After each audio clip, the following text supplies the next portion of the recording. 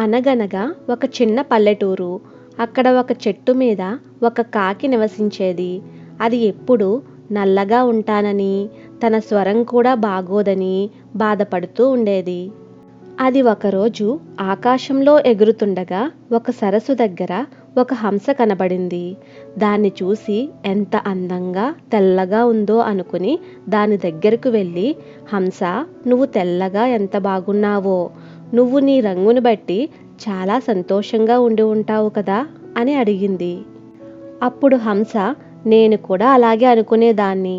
నేను తెల్లగా, అందంగా ఉంటానని చాలా గర్వపడేదాన్ని. కానీ రామచిలుకను చూశాక నా అభిప్రాయం తప్పని తెలిసింది. నాకు ఉన్నది ఒక్కటే తెలుపు రంగు. ఆకుపచ్చ, ఎరుపు రంగులతో రామచిలుక చాలా బాగుంటుంది అని అంటుంది.